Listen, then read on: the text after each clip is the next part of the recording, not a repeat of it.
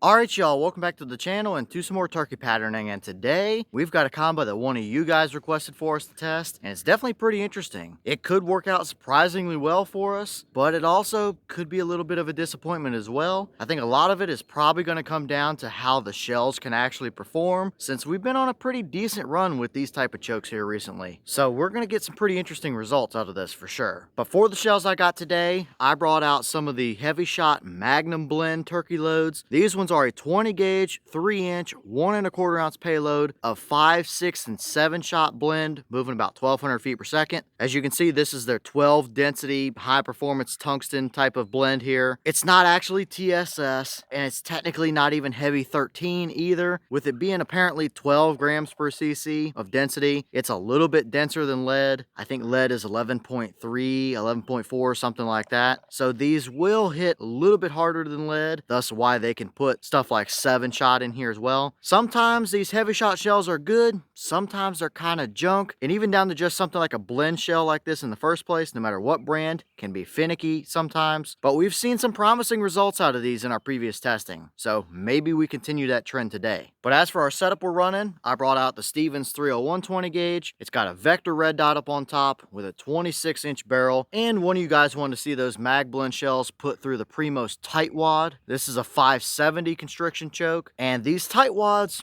are cheap. They are definitely on the budget end. You can find them anywhere from $18 to $28 or so, depending on what choke thread you get and where you buy it from. But on average, these are $20, $21, $22. But they have shown us some incredible patterns in 20 gauge and 12 gauge. So hopefully this combo might work out, but I'm really curious to see how the 570 constriction does with a blend load like these Hevi-Shot loads. But for today's test, we're running everything the same as we usually do. I've got the turkey target set up at 40 yards and the chrono to get our velocity. So let's get you guys a view of that target and see what these Hevi-Shot Magnum Blend 5, 6, and 7 shot shells can actually do through that tight wad. I've got good hopes, but I think it's going to be up to the shells to really do the work. So let's take our shot and see what we get.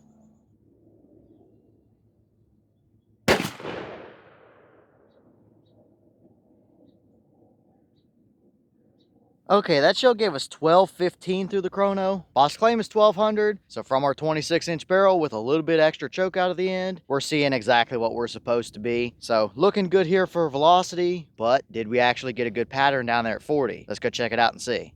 Alright, so here's our 40-yard target, and we see some pretty interesting results down here for sure. First off, do we have a dead turkey at 40? Yes, we do. There is definitely one right through the spine down here in the middle of his neck, and a couple more in the back of the head and neck area there that probably would have contributed a little bit. So that is a dead bird at 40 yards. However, it's not as many pellets on the actual vital part of the turkey as what I would like to see anyway. I do think our pattern might have favored just a hair to the left from that combo, and it probably would look a little better and have a few more pellets on the actual bird's head and neck area if we had that perfectly centered up a little better. But even then, it's still not an overly impressive pattern, although it is 40-yard capable, but I wouldn't want to push it any farther than that. And I would probably want to keep it inside of 40, preferably like 30 yards or so and in. If we move in here and look at our core, which I think is kind of right in front of that bird's neck area there, it might be a little hotter than the rest of the pattern, but it's not anything impressive. It's not super even either. We kind of have a void right out in front of that bird's beak along the edge of the target. There's another good thin area down here a little bit lower off the left of that target, and you can see it's just a little splotchy. You'll have a little hotter pocket and then a little thinner area, and that just kind of continues all throughout this main portion of our pattern, even all the way over here onto that bird's neck area. And going outside of that, the same kind of continues. A little bit of straggly stuff, some splotchy pellets everywhere, not even really anything I would call flyers necessarily. It's just a bunch of little stringy splotchy stuff kind of thrown everywhere. So nothing overly impressive for a pattern, but it could have been worse as well. These aren't technically a lead load, but they are pretty similar to a lead load. And we know how limited lead can be past 30 or 35 yards in a 20 gauge. I do think these shells have shown us better results. And I also think they probably prefer to have a little more choke constriction than what this 570 gave us. This is still a usable pattern, but I wouldn't mind seeing at least those very edges cleaned up a little bit. But this is kind of how it goes with a blend load. Some of them are good, some of them are absolutely trash, and other ones are just very particular particular, where they might only like one choke combo in one gun. And once you find that combo, that's what you're going to have to run with them. With these, we have seen better results. They don't seem to be too overly picky necessarily, as bad as some other blend shells. However, I really think, judging by this, we needed a little more constriction to kind of condense it down and bring it in a little bit. We may still have voids to deal with, but if we just cleaned up everything that was below that turkey target and stuck it up in our core area, it would fill in those little gaps a little bit better for us. So not 100% perfect. I would hunt with it inside of 40 yards if it's what I had, but I was hoping that we might be able to squeeze a little bit more out of them. Although I'm not entirely surprised, because it is a blend shell and it is a heavy shot shell in general, and they have also been rather touchy in our testing. Some of them are great, others are not, and I think these still remain somewhere in the middle where they're usable but not special. But now we know what we can get from this combo, since one of you guys wanted to see it, and if it were me, I would limit myself to 30 to 35 yards and you're going to be plenty fine.